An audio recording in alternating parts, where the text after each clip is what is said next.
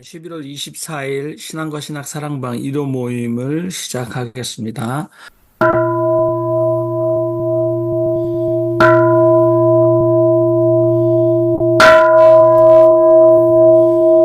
나 주님을 찬양하리 끊임없이 노래하리 오직 주만 자랑하리 낮은 자여 기뻐하라 함께 주를 높이세 그 이름을 다 기리세 나의 간구 응답하사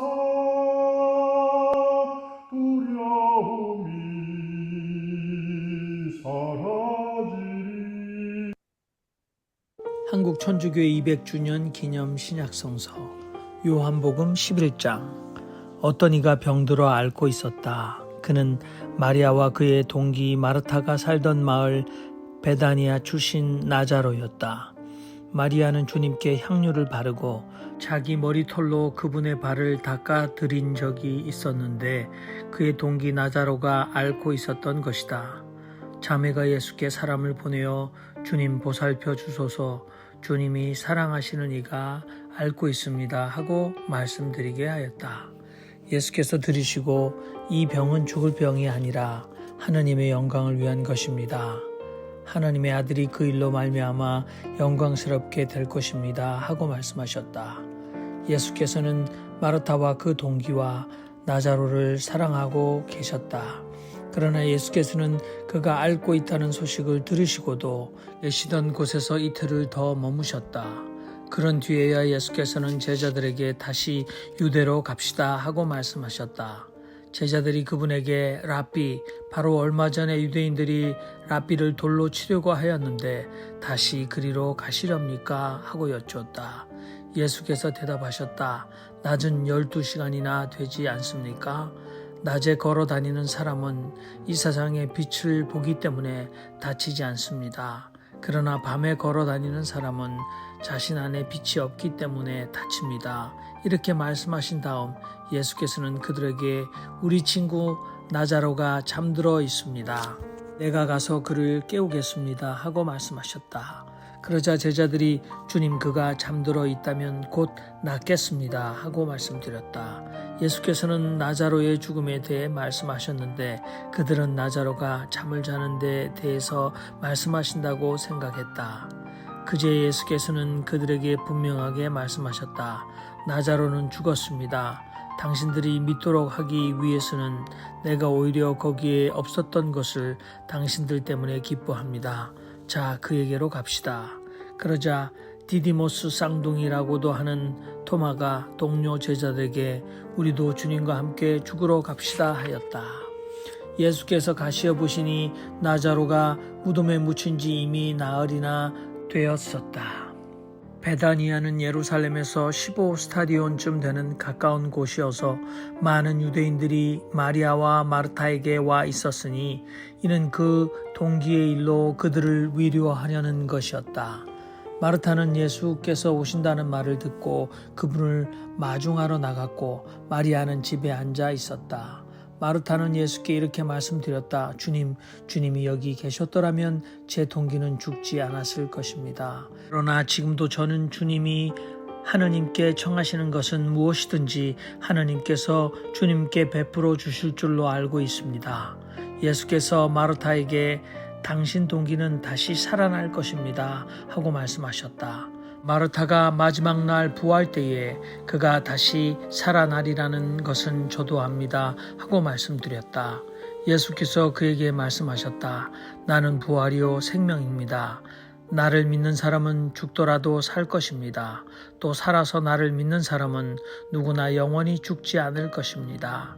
당신은 이것을 믿습니까? 마르타가 대답하였다. 예, 주님. 주님은 이 세상에 오시기로 된 그리스도요, 하나님의 아들이심을 믿습니다. 이렇게 말한 다음 마르타는 물러가서 자기 동기 마리아를 불러 선생님이 오셔서 너를 부르신다 하고 남몰래 말했다. 마리아는 이 말을 듣자 얼른 일어나 예수께로 나갔다. 예수께서는 아직 마을로 들어오시지 않고 마르타가 마중했던 곳에 계셨다.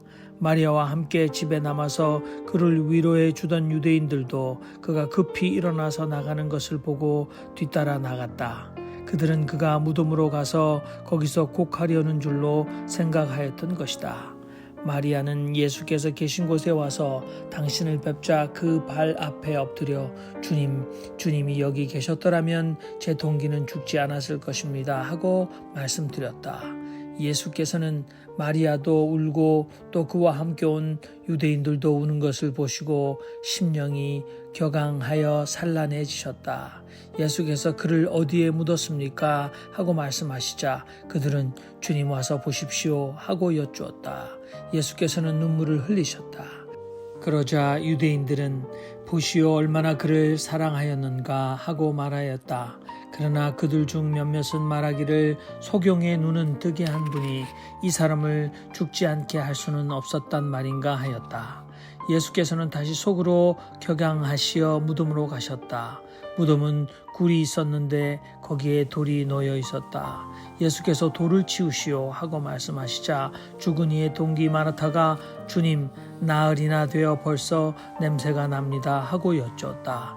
예수께서는 그에게 믿기만 하면 하나님의 영광을 보게 되리라고 내가 당신에게 말하지 않았습니까? 하고 말씀하셨다. 그러자 사람들이 돌을 치웠다. 예수께서는 눈을 들어 우러러 보시며 말씀하셨다. 아버지, 제 청을 들어주셔서 아버지께 감사드리옵니다. 아버지께서 언제나 제 청을 들어주시는 줄을 저는 알고 있사옵니다. 그러나 여기 둘러서 있는 군중 때문에 제가 말씀드렸사오니 이는 아버지께서 저를 보내셨음을 그들로 하여금 믿게 하려는 것이옵니다. 이렇게 말씀하시고는 큰 소리로 나자로야 나오너라 하고 외치셨다. 그러자 죽었던 이가 손과 발이 띠로 묶인 채 나왔는데 그 얼굴은 수건으로 감싸여 있었다. 예수께서 그들에게 그를 풀어주어 가게 하시오 하고 말씀하셨다. 긴 본문이었습니다. 요한복음 11장 죽은 나사로를 살리시는 사건입니다. 자, 여러분 평소에 또 그리고 평생 이 본문에 대한 의미를 스스로 만들어 오셨을 텐데 지금 현재 가장 본인에게 이 말씀 가운데 의미 있는 것을 우리가 한 2분 동안 돌아가면서 나누도록 하겠습니다. 우리 정숙자 목사님 마이크가 아, 켜져 계신데 네. 우리 제가, 지성사 그러면 제가 제일 먼저 하겠습니다. 네, 죄송합니다. 제가 또 실수로 놔뒀습니다. 저는 이 여기를 읽을 때마다 예수도 우셨다. 마리아가 울고 동네 사람들이 함께 우는 것을 보시고 예수님도 우셨다. 그 말씀을 읽을 때마다 눈물이 납니다. 저는 이 세상을 보시고 계신 하나님이 예수님 같이 이 백성들의 울음소리를 듣고 하나님도 울고 계신다. 이렇게 믿고 삽니다. 진정 우리들의 하나님 앞에 기쁨이 되는 사람이 되고 싶은데 잘 안 되는 것이 현실입니다. 이사입니다. 네, 감사합니다. 예, 다른 분도 말씀해 주시죠. 주성수 목사님. 저는 젊었을 때는 그러니까 침례교회의 영향을 많이 받아서 그 25절, 26절, 뭐 영원히 살겠고, 뭐 죽어도 살겠고, 뭐 이런 구절들을 문자 그대로 믿었어요. 그런 확신을 가지고 살았습니다. 근데 지금은 그런 건 나에게 의미가 없고, 내 속에 예수의 그 말씀, 정신, 그것이 내 속에 들어와 있을 때, 그것이 영원히 산다. 지금은 뭐 그렇게 바뀌었습니다. 이사입니다. 네. 아, 네. 다른 분들도 해주시기 바랍니다.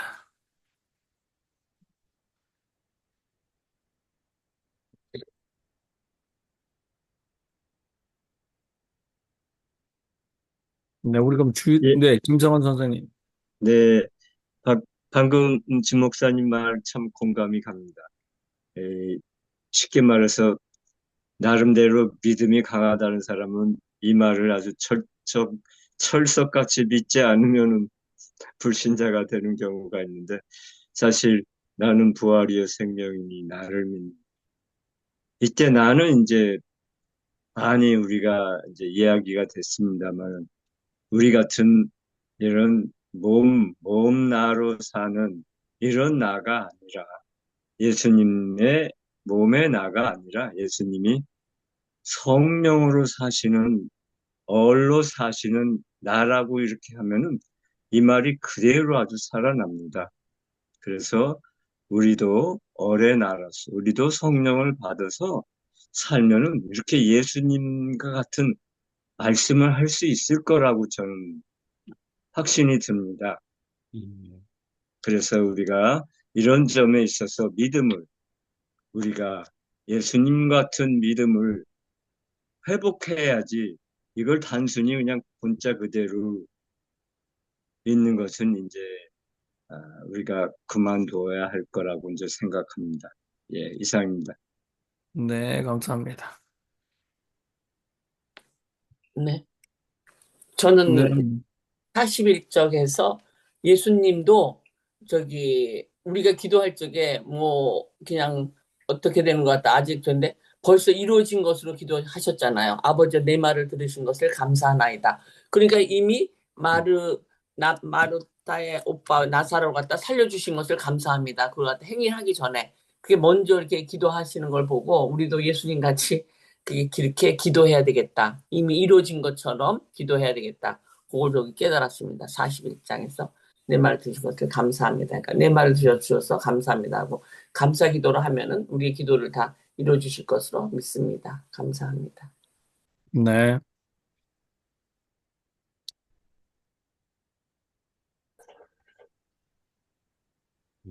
예, 네, 저도, 김. 네, 예,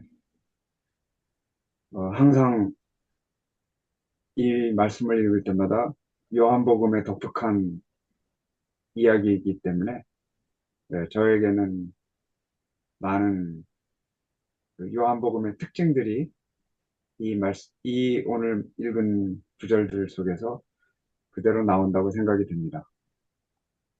예, 나는 누구입니다. 나는 부활입니다. 나는 뭐 생명의 떡입니다. 나는 빛입니다. 뭐 이렇게 늘 말씀하신 것처럼 이 말씀 속에서도 나는 부활이요 생명입니다라는 예수님의 정체성을 얘기하시는 것이 저도 과거에는 문자적인 거에 빠졌을 때는 그대로 믿으려고 노력했는데 잘 안 믿어졌었던 것인데 예, 오늘 이 말씀들 다시 읽으면서 우리의 진짜 몸은 무엇인가, 우리의 참몸은 무엇인가 다시 생각하면서 그 참몸을 일으켜 주시는 분이 바로 예수 그리스도라는 생각을 다시 하게 됩니다. 네, 이상입니다. 네. 우리 홍동률 교수님도 마이크 열고 말씀하시면 좋겠네요. 제가 가지고 이게 이제 주일학교에서 뭐 예수님이 말씀하시니 뭐 물이 변화에 포도주 됐네. 그리고 아무튼 이 말씀하셨던 나는 부활이요 생명이니 나를 믿는 자는 죽어도 살겠고 살아서 믿는 자는 영원히 죽지 아니하리라 이렇게 말씀하셨는데 요한복음의 가장 기본이 그러니까 영생이라는 얘기가 나오지 않습니까? 나를 믿는 자는 영생을 내서 누구든지 저를 믿는 자마다 뭐 멸망치 않고 영생을 얻게 하려 하십니다. 뭐 이것을 기록하면 영생인데 우리가 이제 난 부활이요 생명이니 나를 믿는 자는 뭐 이렇게 했을 때 거기 영생을 이제 질적인 계산으로 생각하지 않고 자꾸 양적으로 시간적으로 해서 영원히 계속해서 살아간다 이렇게 아주 단순하게 믿어왔었었죠. 근데 이제 음, 나라는 존재 그래서 그 여기에다가 영혼 불멸설, 네, 영혼 불멸설은 뭐 따져봐야 되겠습니다만은 아무튼 그 나라는 이 한 존재가 나라는 자의식과 인식이 영원히 가게 될 것이다라고 생각하는 게 많았습니다. 근데 사실은 다시 곰곰이 생각해 봐야 될 때가 인생에는 오는 것 같습니다. 우리 김성원 선생님 말씀하셨듯이 나는 부활의 생명이라고 했을 때 이 나는 육체적 몸을 가진 예수 자신을 가르칠 수도 있다라고 믿어왔지만 또한 동양적 심성에서는 이것은 얼라임이 분명하다라고도 말씀하셨습니다. 어, 저는 예수께서 이 본문에 본인의 죽음과도 연관되어서 말씀하시는 것 같고 또 나사로의 죽었던 나사로가 몸으로 일어나는 것을 보고 우리가 육체의 부활을 우리가 설명하느냐로 생각하지만 오늘 저는 이 본문은 결국 영성의 힘 아닐까. 그래서 때로는 우리가 일제치하 때 조국을 위하여 자신의 목숨을 내어놓았던 분들은 조국의 독립이 자신의 육체적 목숨보다 더 중하기 때문에 그렇다. 우리가 어, 아주 오래오래 건강하게 부자로 사는 것, 어, 불가에서는 그게 인간에게 주어진 가장 큰 불행이라고 하지 않습니까?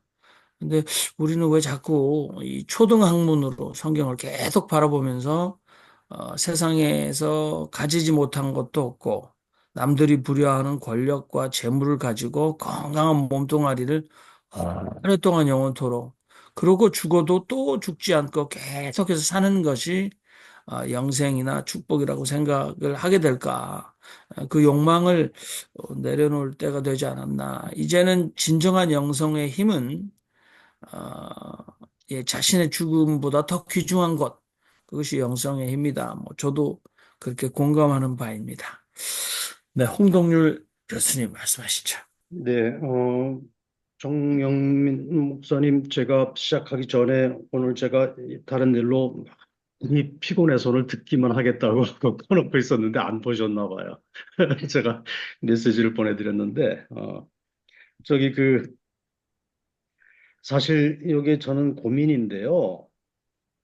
저도 그렇게 해석하고 싶어요. 그러니까 여기서 말씀하신 부활, 생명, 이 컨셉 개념을 김성원 선생님 말씀이나 지 목사님 말씀이나 와 같이 해석하면 뭐 상당히 편하겠다 이런 생각이 드는데 이 11장 요한복음 11장의 그 흐름에서 그 문장이 어디에 들어가 있냐면 나사로 얘기의 한가운데 들어가 있잖아요. 나사로 얘기가 시작하고 나는 부활이요 생명이니 나를 믿는 자는 죽어도 살겠고 25절 26절이 나오고 그 뒤로 계속 나사로 얘기가 쭉 이어지면서 끝에는 나사로가 결국 살아나는 구절로 마친단 말이에요. 이때 살아나는 거는 영이 살아나는 게 아니고 몸나가 살아났잖아요. 서술로만 해석하면 어쨌든 예, 그냥 다른 해석의 여지가 없을 정도로 죽었던 나사로가 나흘 만에 썩은 냄새 풍기다가 살아나서 일어섰단 말이에요. 음, 이렇게 가니까 과연 25절 중간에 끼어 있는 25절, 26절을 김성원 선생님 말씀대로 해석하는 게 그렇게 해석이 되어지는가? 25절, 26절만 따로 떼서 하면 그렇게 해석할 수 있고 그렇게 해석하는 게 편한데 문맥으로 보면 그렇게 해석하기가 참 상당히 난처하게끔 편집이 되어 있다. 그래서 제가 이제 박영호 선생님이 쓰신 요한복음 해설서 있습니까? 잃어버린 예수라고 하는 거. 이 책은 보면 지금 11장뿐만이 아니고 요한복음의 여기저기서 등장하는 기적 사건들을 사실상 허구인 것으로 아예 기정사실로 해놓고 써가시거든요. 제가 해석하기에는 박영호 선생님은 요한복음 이 11장의 해설에도 그렇게 묘사가 되어 있어요. 이거는 죽은 나사로가 실제로 몸이 살아서 일어난 게 아니고 이거는 사실상 허구적인 이야기다. 중요한 거는 얼라가 살아난 것으로 해석해야 된다라고 결론은 김성원 선생님 말씀인데 그 말씀으로 우리가 결론을 지으려면 나사로가 몸이 살아났다라고 묘사한 것을 이건 허구다. 이거는 복음서 기자가 잘못 그냥 과장돼서 쓴 거다. 원래는 그런 사실이 없었다. 그런 사건 자체가 없었다. 라고 이 성경의 서술 자체를 사실상 상당 부분 그냥 덮어야 그것이 가능하다는 얘기죠. 네. 그래서 이제 저는 이게 이제 이 얘기가 어디까지 번져가냐면 도대체 성서에 기록되어 있는 여러 가지 사건, 기술, 그중에 상당 부분 기적도 있고, 기적도 여러 가지 층층이 여러 가지가 있을 텐데, 나사로 기적부터 해서 물 위를 걷는 기적부터 여러 가지 층위가 다른 기적들이 섞여 있는데, 이 성서에서의 기적에 대한 묘사와 서술을 어떻게 해석할 것인가? 아, 이 질문에 대한 근본적인 어떤 그런 입장이 정리가 되지 않으면 건건이 부딪힌다. 이런 딜레마가. 이걸 이제 어떻게 이거 정리할 것인지에 대한 나름대로 입장이 있어야 됩니다. 저는 사실 아직도 상당 부분 헷갈립니다. 네. 예. 네. 제가 좀 말씀드릴게요. 그 아주 좋은 울리네 소리가. 예, 아주 좋은 지적을 해주셨습니다. 오늘도 역시 금메달급 질문해 주셨는데, 그 얘기를 들으면서 저는 결국 그 나사로 얘기가 나오면서 이제 그 얘기가 나오는 거 아니에요? 25절, 26절. 네. 결국 이제 이 나사로 얘기는 성서의 기자들이 쓸 때 이건 시청각 재료로, 이건 사용한 것이 아니겠는가. 저는 그 얘기를 끄집어내기 위해서 나사로 얘기를 쭉 한 것이 아닌가 이렇게 생각이 들고요. 오늘 홍 교수님 질문 들으면서 무슨 생각이 들었냐면은, 검찰의 방식이 바로 그 방식이겠다. 요렇게 되고, 요렇게 되고, 요렇게 되니까 요거 아니냐. 딱 요렇게. 그걸 문자적으로 해석하면 꼭 이재명 재판이 지금 생각이 나요. 검찰에 의해서 논리가 요렇게 되니까 당연히 이거 아니냐. 그러니까 유죄 아니냐. 뭐 이런 식으로. 그러니까 그 어떤 그 뒤에 있는 그 내용들을 고려하지 않고 그러면 검찰의 논리를 그대로 사법부에서 적용하면 그거는 뭐 이재명이가 뭐 틀림없는 유죄죠. 그런 생각이 들었습니다. 예. 네. 다른 제가 분들도 잠깐만 한 네네. 말씀 네. 덧붙이겠습니다. 이제 문제는 이제 나사로의 이제 몸 나가 살았다는 게 이제 가장 문제잖아요. 그렇죠. 부활을 했다는 게, 몸을 살려서. 그런데 나사로가 진정으로 몸이 부활했으면 계속 몇 년, 몇십 년을 살았어야 되잖아요. 근데 며칠 만에 다시 죽는 그런 부활이 무슨 의미가 있겠는가. 이제 이런 의문을 가지면 좋을 것 같아요. 그리고 지금까지 우리가 과학과 의술을 믿지만 몸으로 이렇게 부활해서 사는 사람이 있었으면 왜 그 고대 때부터 이집트 사람들 미라를 왜 만들었겠습니까? 그러니까 여기에서 한 번 더 생각해보고, 예수님이 정말 예수님의 부활이라는 게 뭐예요? 우리는 자꾸만 몸이 사는 것을 부활이라고 생각하니까 현대의학하고 과학하고는 완전히 상반되잖아요. 그리고 부활했으면 오랫동안 살면서, 예수님 부활도 오랫동안 살면서 더 많은 하나님 말씀, 진리를 전파하셨어야지. 그 살았던 기간이 얼마나 짧아요. 그럼 이런 것들을 정말 몸이 다시 살아서 활발하게 다시 사는 것인가 라는 것까지 한번 생각하면서 계속 더 물음물음 푸름을 했으면 좋겠습니다. 이상입니다. 좀 한마디 해도 될까요? 네네, 하십시오. 저는 지금 말씀하시는 부분도 굉장히 중요하다고 생각합니다만은 처음부터 이 구절이 시작하는 그 설명이 붙었어요. 처음부터 붙은 것은 이미 예수의 목적이 나사로 죽은 거 알고 이것이 하나님의 와 자기와의 관계를 밝히는 가장 중요한 소위 그 자료다. 내가 하나님의 아들이라는 것을 여기에서 지금 알리는 목적이 여기에 있다 하는 목적적인 행위가 그 속에 이미 전체 이야기 속에 이렇게 흐르고 있습니다.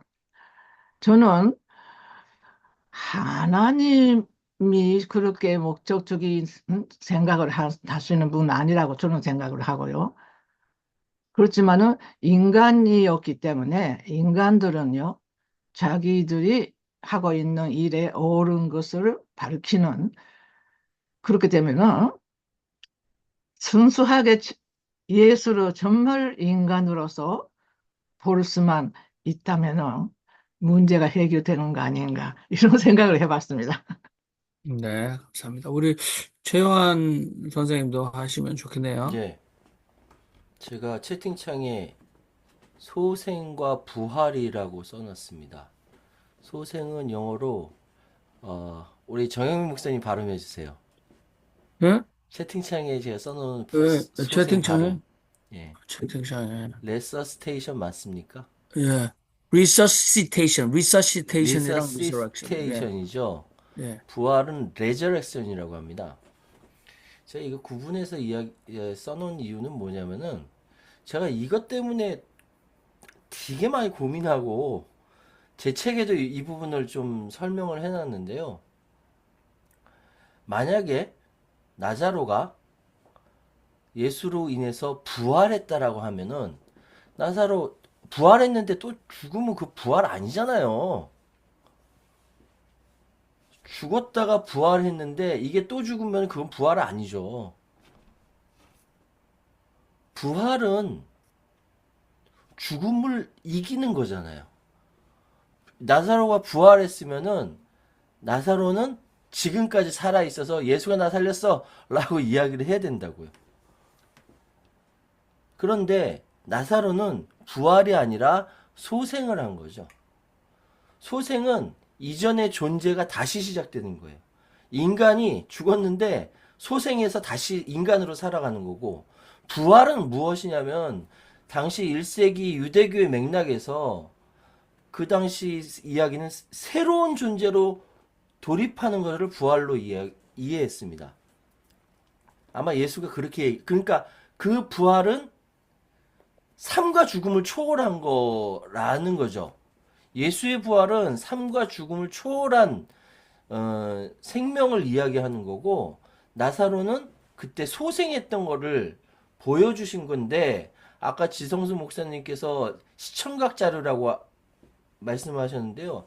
맞아요. 저는 어떤 생각 들었냐면은 당시에 예수 제자들이 뿔뿔이 예수 죽고 뿔뿔이 흩어지고 나서 나중에 성령의 감화 감동으로 모여서 예수 운동이 시작됐잖아요.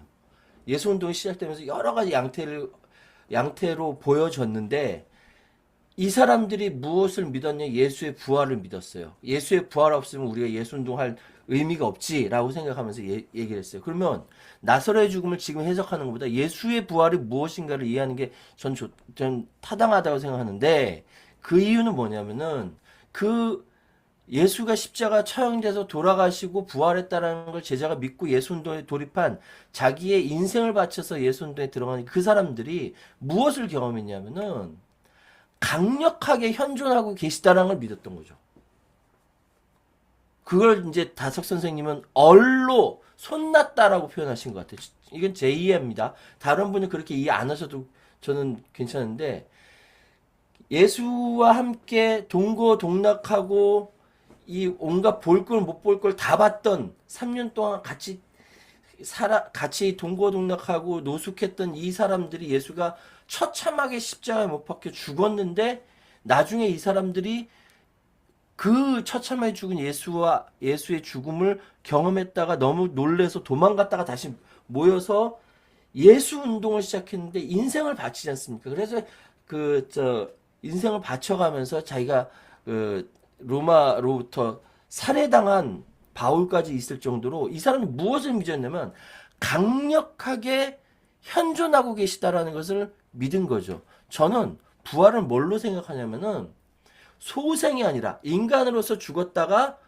살아나서 다시 인간으로 살다가 다시 죽은 그 소생이 아니라 예수가 나자로가 이렇게 살아서 시청각제로 우리한테 보여주듯이 너희들이 죽고 다시 부활할 것이다. 그래 부활해서 그 부활에 대해서 나자로도 보여주신 거고 예수를 강력하게 현존하고 계신 거를 믿었던 이 사람들이 부활을 믿었던 것이고 이 얼로 다시 솟는다라는 것을 다석 선생님은 해석하신 것이고 성경이 씌워졌던 그 시기에는 이 사람들이 표현할 수 있는 방법은 이것밖에 없었던 거예요. 나사로의 부활, 소생은 그것밖에 표현을 못했던 거예요. 그래서 신앙은 고백인 거죠. 과학이 아닌 거죠. 집단적인 고백을 통해서 성경이 만들어진 거죠. 그래서 이것이 과학적으로 지금 맞지 않는다? 맞지 않죠. 2000년 전에 지구 정박 반대편에서 단 한 번 벌어진 사건에 대해서 막 설명을 했는데 이게 수천 년 동안 내려오면서 막 윤색되고 번안되고 막 했는데 그게 어떻게 맞습니까? 과학적이지 않아요.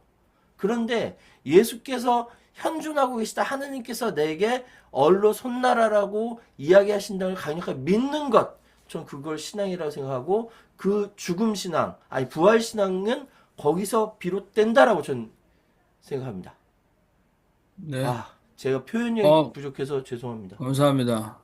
네, 강력한 젊은 신앙이었습니다. 우리 여기 지금 말씀하지 않으신 분은 N이라고 하셨는데 우리 지난 목요 모임도 오셨는데 혹시나 가능하시면 음성이라도 이렇게 참여하실 수 있습니다. 그러나 또 잘 이렇게 들으시는 그래서 것도 N은 네, 추측건데 네. 우리 홍 교수님 측 사람이 아닐까? 아니, 뉴질랜드 이동규 씨예요. 그래요? 네. 아니에요? 아이, 심 목사님 아닙니다. 아니에요. 아니에요. 뉴질랜드. 네, 뭐 어, 뉴질랜드 이동규 씨가 또 왜 봄의정인데 왜 또 N으로 나오는지 모르겠네. 아무튼 자, 우리 홍덕률 교수님, 정당한 그리고 그 지적 호기심이라고 얘기해야 될까요? 또는 신앙적 갈등 굉장히 중요하다고 생각하고 또 다르게 생각하시는 분은 그 문제를 뭐 앞서서 해결했다 그렇게만 생각 안 하셔도 될 것 같아요. 그런 질문이 의미가 크게 없어졌다. 그런데 이제 홍동리 교수님께는 제가 마무리를 하면서 이 신학자들이 사실 자기가 믿는 바를 신학화하지는 않습니다. 자기가 믿지 않아도 신학 이론으로 만들어낼 수 있기 때문에 신학자가 쓴 글귀 하나가 전부 다 자기 신앙 고백은 아니고 굉장히 학문적인 직업 정신이 뛰어났는데 이런 이 요한 공동체 본문이니까 11장을 가지고 깊게 요한 공동체가 처한 문제가 뭐였고 어떤 의도로 이렇게 잘 짜여진 그 구조대로 써나갔는가라는 것을 깊게 깊게 천착하면서 오늘 우리가 가진 이 부활 신앙에 관한 것은 굉장히 그 어느새 나중에 그 논쟁하는 그 현장에는 11장 해석에는 사라져 버릴 수도 있다 그런 생각이 드는데요. 아무튼 일단 뭐 제가 그냥 귀동량에서 천천히 들은 바로는 공간복음의 기적이라는 단어는 요한복음 사용하고 있지 않다. 그러면 뭐 그 사용하고 있지 않더라도 이건 기적 아니냐. 근데 이제 그 공간복음에서 기적의 의미가 있겠죠. 다 그걸 사용하고 있었고 또 우리 최한 형제님께서 2000년 전에 그 이적 또는 기적의 의미. 그래서 사실 가장 그 시대에 파퓰러했던 가장 대중적이던 예수의 정체는 Jesus the Magician. 그래서 그 우리는 마술로 얘기하지만 이적을 일으키는 자로서의 예수가 그 민중들이 가장 대중적으로 인식했던 예수의 정체다. 근데 요한복음은 이제 뭐 천국은 이와 같으니 또는 하나님의 나라는 전혀 나오지 않지 않습니까? 한 번도 나오지 않고 사실은 엄밀하게 말하면 요한복음은 파라볼레라는 비유도 하나도 나오지 않습니다. 예수의 가르침은 사실은 비유로 시작해서 비유로 끝날 만큼 비유가 아니면 말씀치 않았다고 그러는데 요한복음 자체에 놓고는 공간복음이 그렇게 많이 나오는 예수의 비유가 하나도 나오지 않는다고 봐야지 되죠.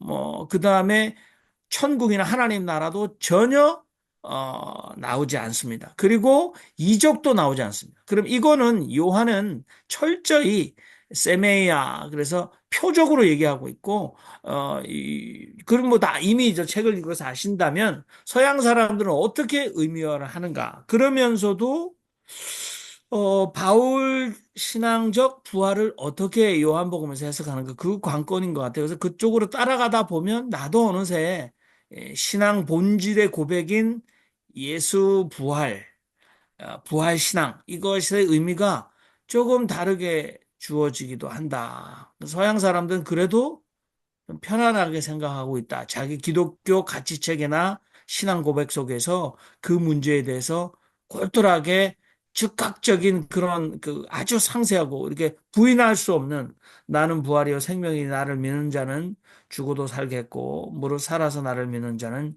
영원히 죽지 아니라는 이 말을 떼어놓고 오는 것이 아니라 요한복음의 요한 신학과 견주었을 때 그들은 수백 년 동안 어떻게 해석해 왔는가 그것도 참 재미있다. 그래서 우리 지성수 목사님이 예전에 11장 설교도 하셨고 그리고 우리 홍동 교수님도 그 의문들을 한번 모아보셔서 우리들에게 좀 좋은 시간을 좀 주시는 것도 굉장히 의미가 있을 거다 그런 생각이 듭니다. 예, 우리 정숙자 목사님 말씀하셨던 공간복음서에 전혀 나와 있고 성서에 유일하게 예수가 시장하셨다. 피곤하셔서 곤히 주무셨다라는 얘기는 나오고 그의 마음이 아주 죽을 만큼 고민이 되었다라는 표현도 나오는데 예수께서 우셨다라는 표현은 요한복음 처음이다. 근데 아니 본인이 한 5분 뒤에 불러낼 텐데 왜 우셨는가? 그렇게 우리가 물어갈 수 있잖아요. 근데 이제 인간의 그 불행의 끝인 죽음의 문제에 대해서 예수께서 슬퍼하는 인간들과 공명하시는 울음, 뭐 그렇게 우리가 그 의미를 해석할 수도 있을 것 같고요. 그리고 마리아와 마르다의 신앙, 이 마지막 날에 다시 살 것이다라는 신앙도 건전한 것 같고요. 지금 유대인들 회당에 저도 가서 예배를 드려봅니다만은 유대인들은 부활 신앙이 전혀 없습니다. 유대인들은 철저히 오늘의 현실. 그래서 최요한 형제님이 또 선생님이 얘기했던 것처럼 현존 하나님의 내 삶에 지금 현존하는 유대인들이 부활 신앙도 없어서 굉장히 유대교 신앙은 조금 초보적인가 그렇지는 않은 것 같다. 근데 우리는 많은 고민들을 안고 요한복음 10장을 이제 인생 60이 넘었어도 다시 두고 떠나도록 하겠습니다. 자.